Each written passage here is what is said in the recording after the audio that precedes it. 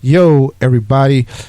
We had some technical difficulty, but we are back. If you hear this show on the post end, you will kind of get it spliced together. But where we left off, we were talking about WrestleMania and the importance of WrestleMania 3 and it being the 30th anniversary. And with that being said, Keish, what is one of your favorite WrestleManias? Or a couple. Oh man, I'm glad you asked that question. One of my favorite WrestleManias. God, you know what? I'm forgetting the number. I want to say it's 19, but I think I'm way off. I think I'm a little off. What's the main event? And I can tell you. Okay. Nope. It's not 19. It's 17. It's WrestleMania 17 because the main event is Stone Cold and The Rock. And this is when Stone Cold turns heel. This is 2001. When he turns heel, joins Vince, him and Triple H get together, they become a two-man power trip. Yes. That's one of my favorite WrestleManias. That is absolutely my favorite WrestleMania. Like, I watched that to days on end. I love that one. And it's funny, that one is the two you put in notes just happen to be the ones I watch the most. I don't watch any other ones more than I watch those. But I do watch 19. I watch 19, and I actually have 14 on DVD. Is it 4? Yeah. I have 14 on DVD because 14 is another one of my favorites. And not just because of the Stone Cold Shawn Michaels main event. That was good, but it's not. That wasn't the only reason that became one of my favorites. So, yeah, those are my favorite WrestleManias. Like, all of them are definitely. Those are the ones I watch the most. Like, if you ever ask me, like, which ones I watch the most, those will be it. Of course, I've seen more than that, but those are, like, my absolute favorites. Yeah, I think WrestleMania 17 to me is, like, one of, the standard bearer, right? Like, it's probably one of the greatest, like, overall undercards that also is followed up by a big main event. So 17 is a smooth show. It's not. See, the thing is now with the current state of WrestleMania, it's kind of clunky, and you've got too much time going on because you try to make a 4-hour show. Which I think there's a pressure to do a 4-hour show because you do a 3-hour Raw every week, right? So right. To make the pay-per-view significant, you do a 4-hour pay-per-view, and they've even added that to the bigger pay-per-views like Royal Rumble and stuff like that. And I think it's overkill. Like, I think corporate greed is one of those things that just gets too far to a lot of stuff. Right. But if you go down 17, X Factor with Just Incredible and X-Pac took on Steve Blackman and Grandmaster Sexay. 2-minute match. Jericho defended the IC title against William Regal. That's a wrestling clinic, Keish. Yeah, it is. APA right to censor. Kane defeated Raven and Big Show in a triple threat match for the hardcore title. Eddie Guerrero beat Test for the European title. Kurt Angle and Chris Benoit put on a wrestling clinic. 14 minutes, so just like counter wrestling, chain wrestling, you know what I mean? Really good stuff. China defeated Ivory. That was significant because China didn't even want to compete in the women's division. But of course, this is around the time where things start to change for her. Also, you got to remember, WrestleMania 17 is a turning point in the business. WCW shuts down. ECW shuts down those years. Heyman comes over and starts working for Vince. That match where you got Shane, the street fight between Shane and Vince, where Stephanie's in Vince's corner, and then Linda's and Shane's, and it gets messy. And by then Shane had bought WCW. You know what I mean?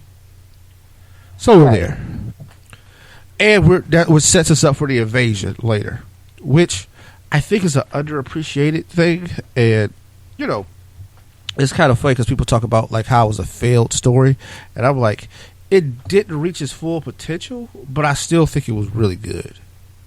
It was the berry job of all berry jobs. Like, it was like that was to me like it was. I didn't think it was a failed storyline. I actually thought it was an awesome storyline.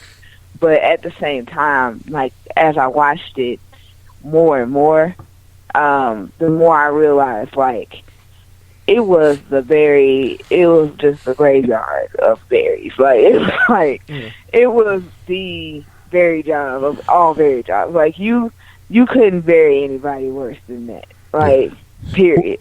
Yeah, here's the thing. It didn't have all the bullets in the gun, right?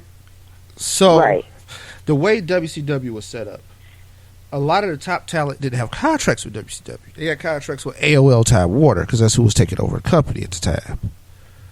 Well, what happened was those talents that had those contracts, they were still being paid because they were guaranteed contracts. And when you getting paid, and WWE wasn't ready to pay them the level that they was getting paid from Time Warner. That's why the company went under. Those guys wouldn't go work. Also, I think if they'd have worked for the WWF or for another promotion, it would have avoided their deal. So, they had to stay home. So, Rey Mysterio had to wait till his contract expired. Kevin Nash, Scott Hall, Hogan, Goldberg, Sting, all of them had to wait till their contracts expired. If you add all of those guys to the invasion, you got something, right? Right. Also, injuries were really bad. So at the time of the invasion, Chris Benoit wasn't there. Eddie Guerrero wasn't there, but I think that's when he was kind of dealing with some things. Triple H was out because of his. So, I mean, like, okay, so now I'm adding those three on top of that. We totally changed the complexity of what we're doing, right? Instead of trying to run storylines where we got tests, you know what I mean? as a focal point. No shade to like Andrew Martin, but I'm just saying it's different. People who represent the flagship of what WCW was weren't available, and I think that hurt the idea of the invasion to the point where they had to try to bring in the ECW guys. And I think it would have been better suited if you could have had the ECW guys, had the WCW guys, and then not have it as ECW and WCW coming together, but ECW and WCW on their own thing. So it's like a triple threat kind of situation. Right. That would have been crazy. But, yeah. Hey, man, that's why, people don't have time machines because, everybody can go back and change if they could. But, yeah. WrestleMania 17 was really good. One of the WrestleManias I think is forgotten is WrestleMania 20. And it's very important because I think it was an incredible show. Oh, WrestleMania 17, tables, ladders, and chairs. I cannot take that away from that event because that's kind of like one of the things that changed how the business went after that.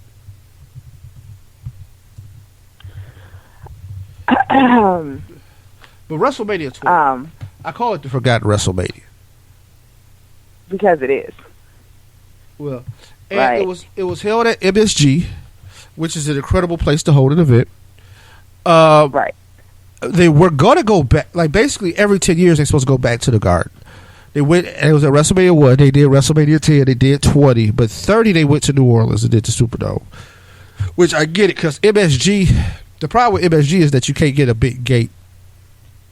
Because it only holds like 20,000 people. So the gate won't be what it is when you can go to these stadiums and do 80,000. Right. Right. And they've proven that they can sell out the stadiums. So if you can sell out the stadiums and then you can charge $100 a ticket, you know what I mean? It's just math. So they doing. I mean, they doing over $1 million on the gate, and that's before we talk about your network subscribers. And, you know what I mean? Yeah. Then the thing is, people order a pay-per-view for WrestleMania because okay, I don't understand this, but I guess people just don't want to sign up for the network, or I don't think they understand technology. People still order pay-per-views. Like calling a cable provider and order the pay-per-view. Keish, so you gonna pay $60, $65? For what? But the WWE still gets like 500,000 pay-per-view buys for WrestleMania. So they get that plus the money they get off. Oh man, it's crazy. But yeah, you're right. That is crazy because I'm not paying for that. I mean, I already pay for the network. I'm not paying for that. That's crazy. I'm not even gonna do that. I pull it up on the Fire Stick and they'll be done with it. Yeah, I'm just saying. Yeah, WrestleMania 20, right? First of all, I give that credit as the rise to John Cena. Yeah. The build to John Cena. John Cena had a weird trajectory of his career. Not a weird trajectory, but 2002 he comes in, Mr. Ruthless Aggression. It doesn't catch on like we think it will. He starts the rapper gimmick. I thought it was corny as shit when it started. And I was also slightly offended because you know about black sensitivity. I don't know when y'all try to clown us. Right. But I was, you're not the only one with that radar, okay? Right. But it's like, oh wait. He keeps doing it, and it's like, oh wow, the guy actually can rap. But he goes into WrestleMania 20 where he's challenging his Big Show for the U.S. title, and he beats him. It's a 9-minute match. I'm going to put it in the YouTube Chronicles. That right there, you knew he was on his way to the world title. And from that moment, we started a 1-year build that was setting him to challenge for the world title 1 year later, right? But this is his first major gold in the WWF, and beating Big Show, and this is where he does the first FU to Big Show. I don't really call it the AA, but yeah, at the time in 2004 it was the FU. He does that to Big Show, that incredible show of strength. This was like, oh wow, this guy's a player, and that sets off everything that changes the business for the next 10, 15 years. So that match is important. And then when you go down the card, Booker T and Rob Van Dam defend the tag team titles in the Fatal 4-Way, which is against Garrison Cage, Jindrak, the Dudleys, and La Resistance. All right, Christian beat Chris Jericho. The Evolution took on the Rock and Sock Connection. Like, this is a loaded card. Chavo Guerrero was the Cruiserweight title in the Cruiserweight Open. The Goldberg-Lesnar match is crazy. Rikishi and Scotty 2 Hotty with the tag team title. It must have been like SmackDown or something. What? I think so. Yeah, that was like SmackDown tag team titles, which they beat the Bashams, they beat the APA, they beat Charlie House and Shep Benjamin. Victoria beat Molly Holly for the title. Eddie Guerrero defended his world title against Kurt Angle. Remember, Eddie Guerrero beat Brock for the belt like at No Way Out like 2 months before that. Right. Undertaker and he won in like the most classic Eddie Guerrero fashion, by the way. Yes, I watched it 2 days ago. Eddie had his feet wrapped around a rope. Yeah, lie, cheat, steal, right? Right. But you go down, Taker versus Kane. Never a bad time. But then and you know why it's the forgotten WrestleMania? Because they don't like to talk about it. Like if you pull up the preview of the WWE Network, it says Triple H and Shawn Michaels in the main event triple threat world title match. Right. You know Triple Threats had 3 people. Yeah. And that's the thing, like they have to do it. It was when they started the network and they was gonna put all this content on, I think they realized that they were gonna have a comfortable thing because the Benoit guy is in a lot of stuff, and they didn't edit him out of anything, which is funny because they totally did to most stuff. but they don't mention his name in any kind of promotional parts of it or anything like that. And I think because this is like the crowded moment. Like the end of that show is one of the greatest endings to any WrestleMania. Because it ends with him and Eddie hugging in the ring, crying, and they both got the belts. So 20-year careers. Confetti coming down, and it's balloons, and it's just two best friends. Celebration. Yeah, two best friends, who both had 20-year careers. Both have been all over the world. Both finally at the mountaintop. Right, like it's everything poetic about it. But then, one guy died and another guy killed his whole family. So we can't talk about that WrestleMania no more. And it sucks. And that's what we've done. We just neglected it. WrestleMania 19, I think, is a very underrated show. I think there's Shawn Michaels and Jericho. There was Brock and Kurt Angle. I'm gonna tell you a match: Booker T and Triple H, which I don't understand how Booker T didn't win that match. And whoever was writing, dude, do y'all not know how to story tell? Right. Because they kept, like, the build was incredible. Because Book and Triple H was going at it every week. And it was taken from a place of Triple H just thought he was better. And I mean better, like, as a person. I mean, it covered some racial guidelines that I thought was like, this is kind of sensitive. Because I was like, I think Triple H is a little too comfortable in the stuff he's saying. And I'm not calling Triple H racist. I'm just saying, hey man, that sometimes when you have to do something, and they tried to defend the storyline like it wasn't racist, but more of like a class thing. But black sensitivity said as racist. And hey man, when you gotta play a racist, it don't really benefit you to be too good at it. Nope. Nope. Because but they kept playing it up. So like when Book, was waiting on him because he was gonna catch him, and Triple H was like, "Oh yeah, man, here's a couple bucks. Go ahead, clean this place up." I'm like, "Ooh, okay." But then he get beat up. But then like it builds to this point where like they get into it in the ring, and then Ric Flair is backstage, and he got to give Triple H a pep talk. He's like, "You triple freaking H," and he was like, "That's just Booker T. He don't got no chance." And then Triple H was like, "Did somebody tell Booker T that?" And it's like, oh wow, Triple H doubted himself. He worried.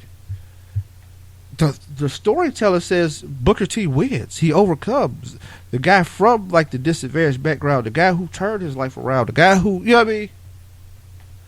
who overcomes. He beats the elitists at the biggest time, at the biggest event.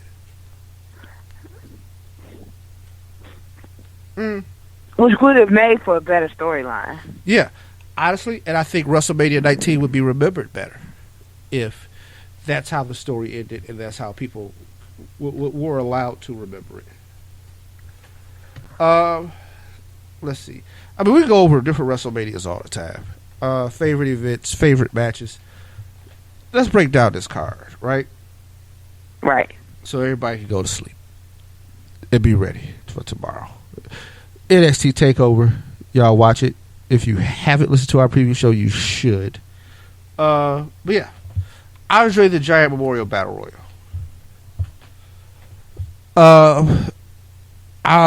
Let's see. I mean, I can go through some of the names that's in the Battle Royal. But the biggest names are Big Show and Braun Strowman. I mean, I know Sami Zayn is in the Battle Royal, but do he really matter like that?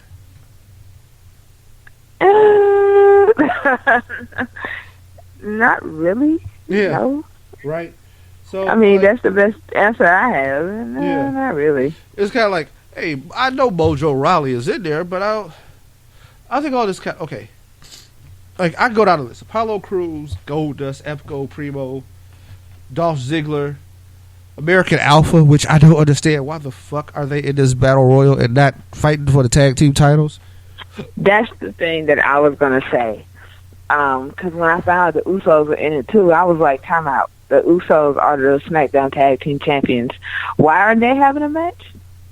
Like, why are they in this and not having a match? Like, I'm not understanding how this works.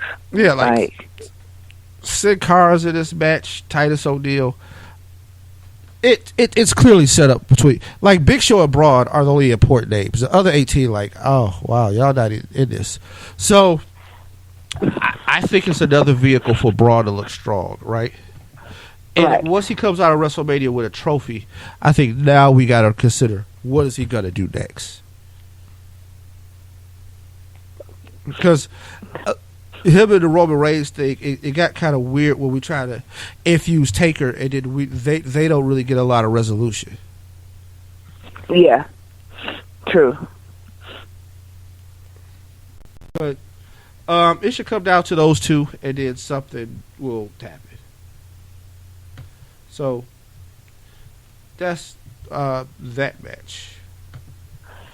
Neville will defend, and 3 of these matches are going to take. Like Andre the Andre Giant Battle Royal is going to be on the pre-show. Yeah. Neville will be defending his cruiserweight title against Austin Aries, but that's also going to be on the pre-show, which is kind of weird. Like, I don't think it should be, but okay. Well, that's because the cruiserweight title is still a fairly new title as far as like this particular cruiserweight title for WWE. It should be presented on the main stage. Like, I don't think it should be on the pre-show. Hell, I want this to be a ladder match, but I'm asking for too much. So I at least want it to be part of the main, the main stage. Yeah, but I think that would be nice, and man, a ladder match would be nuts. Yeah, I think this should be a ladder match, but that's me wanting too much right now. Too much too soon. So. Also, you realize that we got like 5 hours of stuff going on if you do it. Well, really 6, because the pre-show starts 2 hours ahead with WrestleMania. Like, somebody gonna die from content. Like, people are just getting way too much. Like, they're asking for like 2 hours to take over, or 3 hours to take over. Like, hey man, 3 hours for Raw. Y'all asking for like 15 hours in 3 days. Right. But because people are machines, and you can just work them like that. Mm-hmm. So you know. Yeah. I think Austin Aries beats Neville. I think Austin Aries takes that title, and the greatest man alive. I think Neville is going to. Well, no, I can't say that. I was going to say I think Neville's going to retain, but I can't say that. We're talking about Austin Aries here. Like, like I have to remember who we're discussing in this conversation. Like, I think Austin Aries will take the title too. I want this to be a ladder match, Keith. Like, I seriously I need to make a suggestion. I need to throw this in to somebody of importance, man. I just need to tell them, hey, can you tweak that a little bit, I guess because I just have my own selfish needs of wanting to see Neville and Austin, battle this out. And that, because you know how awesome that would be? Yeah. Like, seriously. Okay. I'll leave it alone. Following up with that, Alexa Bliss will defend the SmackDown Women's title against Naomi, Becky Lynch, Natty, Mickie James, and Carmella. Oh, Keish. Out of this crazy 6, who comes out with the belt? Ooh. Okay, so I know who I want to come out with the belt, but I don't know if I'm going to get my way. So, of course, I want my girl Naomi to retain her, to take her title back. I was saying retain because I feel like she should have never lost it, but of course, she was injured. There was nothing we could do about that. But I want Naomi to regain her title. In all honesty, Keith, I really feel like Alexa Bliss is just going to retain in this situation. I think we're going to go through all 6 of these girls, and the current champion is still going to come out on top.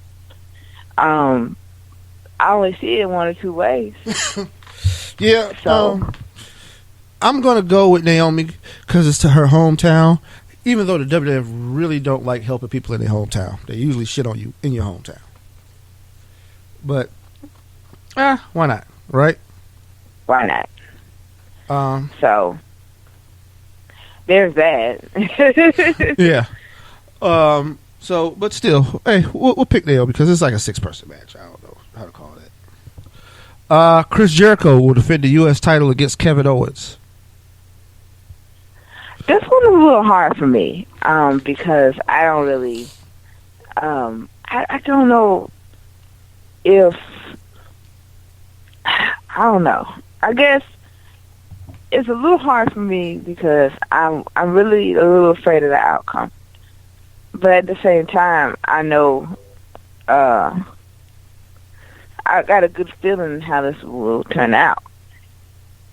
And that is that Chris Jericho will defeat Kevin Owens, retain his U.S. title, but this won't be over, you know?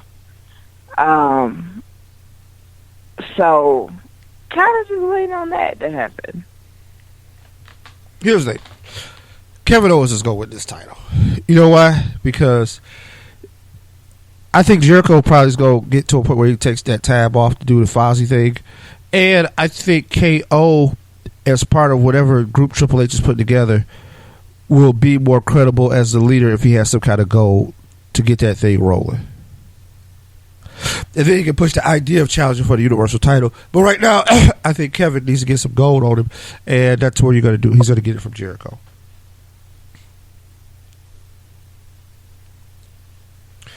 Next match, Shane McMahon versus AJ Styles. Ooh, this is going to be one of my matches of the night. Because I know it's going to be some high-flying action. It's going to be some drama, dramatics. You know, we're talking about AJ Styles and Shane McMahon. So I expecting to see Shane jump from stuff into stuff, like, you know, it's going to be the shit. Yeah. And all that matters. All that matters, and I think AJ Styles wins.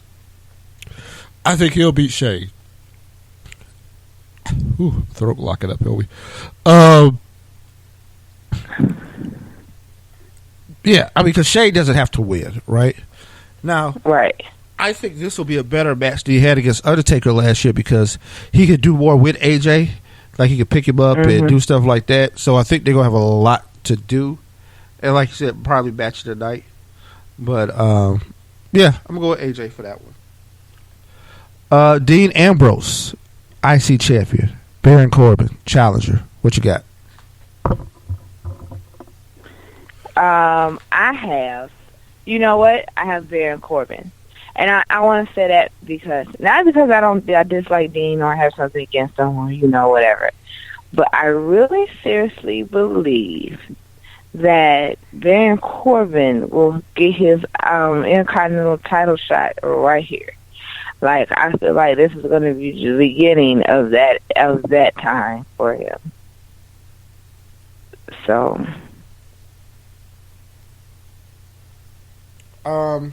for me, I'll agree. I think Baron Corbin takes the title. I think that guy has a bright future. And he does. I think they got a lot of plans for him. And I think this will be the first step, him put the IC gold around his waist against a crazy Dean Ambrose who will pull out all the stops. But I'm going to say Corbin takes that match. All right. Roman Reigns versus The Undertaker. Kind of a no-brainer.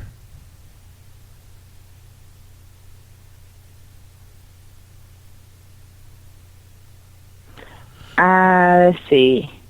Yeah. I mean, here's the thing. Roman Reigns sucks. No, he doesn't suck. Wait a minute, keep it. No. But, okay. Like, here's the thing. Undertaker's winning this match, man.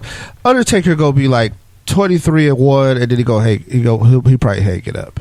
So it'll just be the one that he got lost, but he'll still have it mostly intact. And that's why they put them together, because Roman can take this loss but still keep it trucking. How can he actually win, Keith? I mean, let's just be honest. How can you go into this match with The Undertaker at WrestleMania and actually think that you're going to come out victorious? Like, do you even know what you're setting yourself up for? Like, it's just not happening. So, of course, Taker is going to. It's not a question of if he's going to win. It's just a matter of like how long is it going to take him to do it. That's a better question. Yeah, but I'd build it where Roman just makes one last mistake and gets caught, and that's where Taker takes him out. All right. Yeah. Triple H versus Seth Rollins in an unsanctioned match.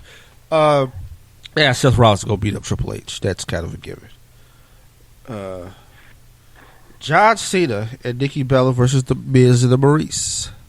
The match I don't want to see. All right. Yeah, bathroom break. Well, here's the thing. Cena and Nikki Bella will win because that's feel good, and that's like how we do things, right? The Hills can't win that one. No, not at all. Luke Gallows and Carl Anderson will defend the Raw Tag Team titles against Enzo Cass and Cesaro in a triple threat match. Did they turn that into a ladder match? I heard that it was turned into a ladder match, but I'm not sure. Because I read somewhere that it was a ladder match, but I don't. Everywhere else that I've seen or heard about the match, it's not a ladder match. It is a ladder match. It is a ladder match. Power of the internet. It is a ladder match. Shit. Which, Kish, who you got in a ladder match? Well, everybody's at favor right now, and I don't know, man. I really don't know, because I'm trying to figure out which one of these three teams will have the agility enough to climb that ladder and get this and win these titles. So I want to say that I think personally they're ready for Enzo and Cash, and I think maybe this might be their time to kind of, Yeah. I think Gallows and Anderson retain, and I think they will climb that ladder. Raw Women's title. Bayley is in a 4-way against Charlotte, Sasha, and Nia Jax. Keish, with Charlotte being missed pay-per-view, even though she lost to Bayley the last one, do you think that gives her any kind of distinct advantage, or is this all about Nia Jax and the power and the destruction that she could cause? This is all about Nia Jax and the power and the destruction she can cause, because the thing that got exposed about Charlotte in the last pay-per-view was that she could lose pay-per-views.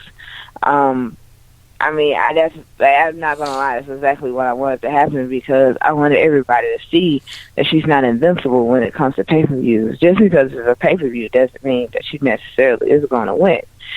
This is WrestleMania we're talking about. Now, they could have her winning on the grand stage of them all, but didn't she do that last year when she won the women's title? Yes, she did. So it's not like she's never done it before.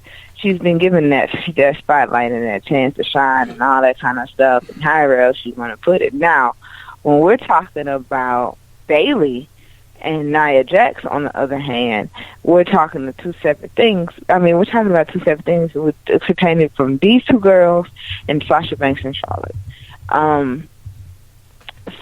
But now they're all in this thing together.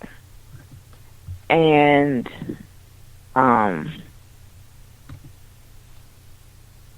I know is Nia is my favorite for this match because of her size and strength. Because I know she could crush all three of them and walk out within like 5 minutes, They literally would have to create a triple team situation in order for one of them to get out.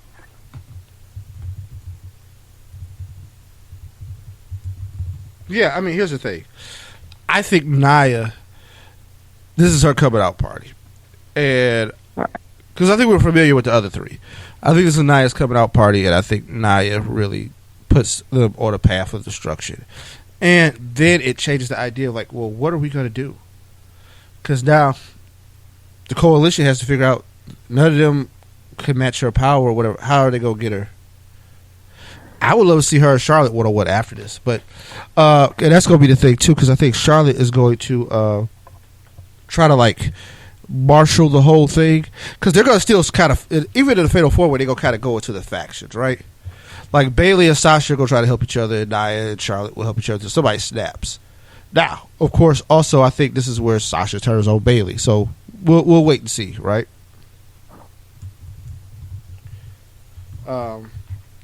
And as I don't know, Keith. Yeah. I don't know, man. Yeah. It's a tough one. I don't know. Bray Wyatt, WWE Champion versus Randy Orton. Who and why, Keith? Okay, so I actually have been on the fence about this one because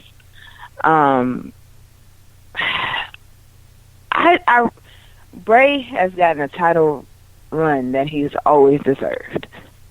Okay, Randy is a 12-time champion. So, like, for me, I'm going to go with the one that just started this as opposed to the one that's finished. I don't do this all the time, and it's not something that's a regular thing. But at the same time, this is how I see it.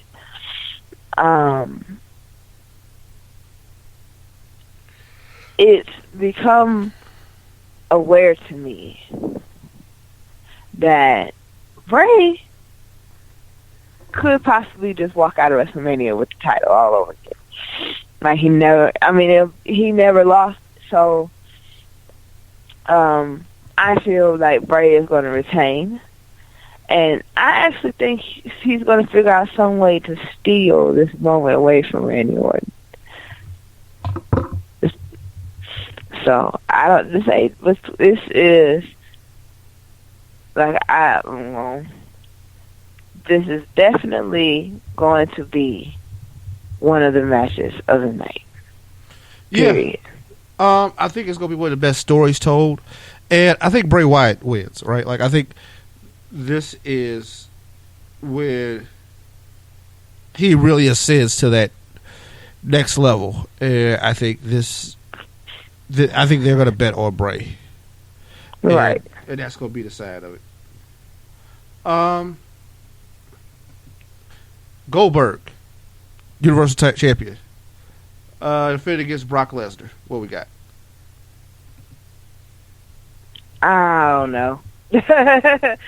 No. Let me stop. I guess because I'm not really too excited about this one. I really don't. I never really picked like a winner. I'm just kind of like, oh, let's get this over with so that I can go my business. But no,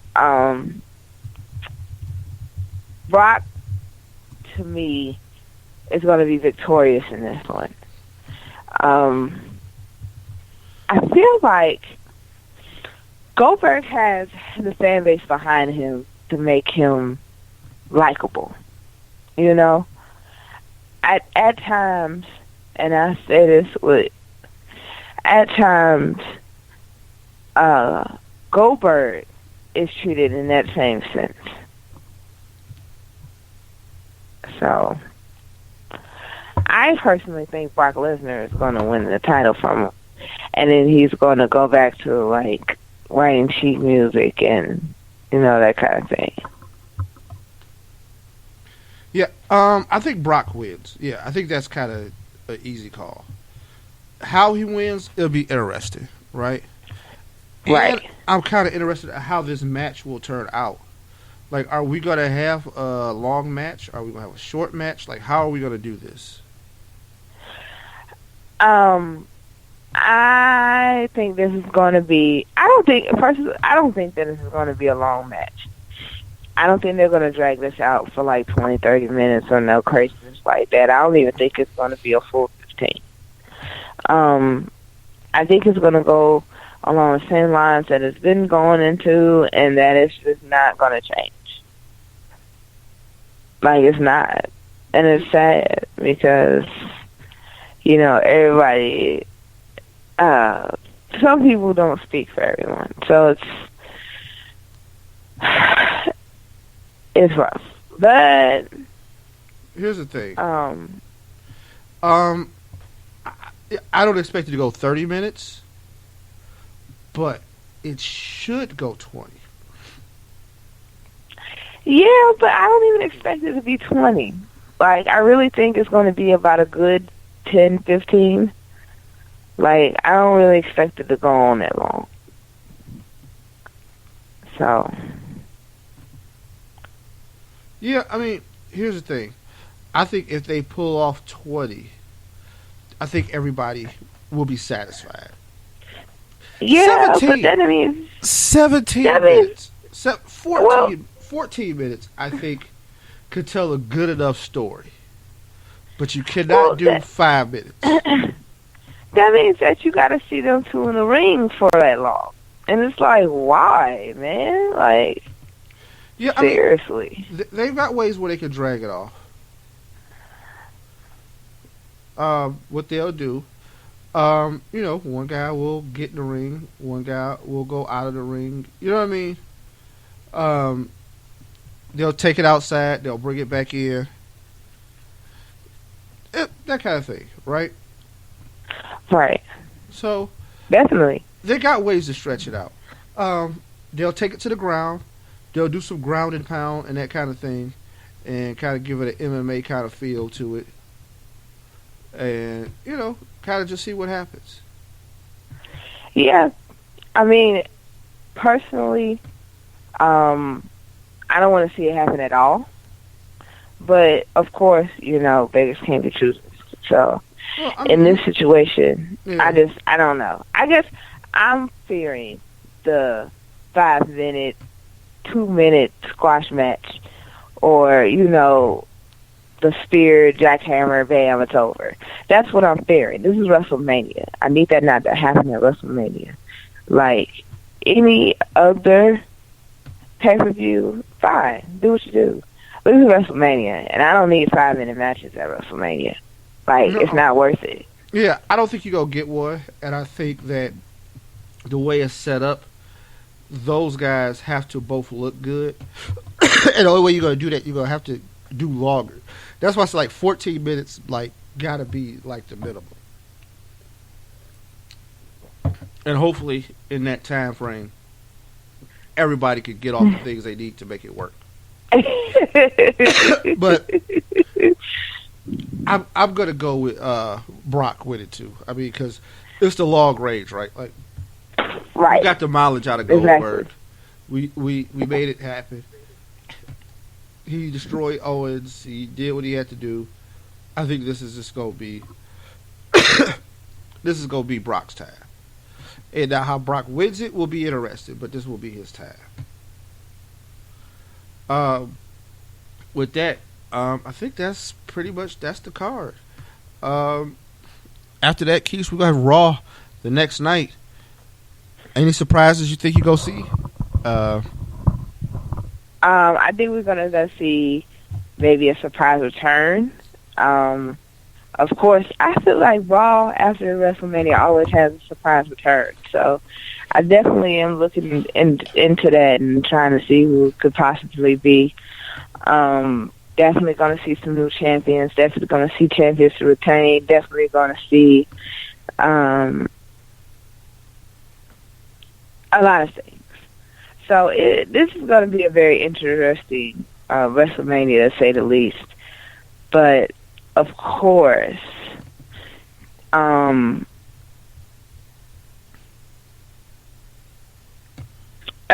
going to be a lot of drama. It's going to be a lot of things, especially because now we don't have a general manager for Raw. So I don't know how this is going to play out. Well, that's because Stephanie ain't got back to me yet. Yeah, you're right about that. But, you know, she's evil, so of course she ain't got back to you yet. Stephanie was crafted from the devil himself. So I don't know what to tell you, big bro. Like, I'm just saying, she'll come around. She'll come around. Okay. But Yeah. with that being said, I think we're gonna wrap this up. We will be back next week with the follow up to all this craziness.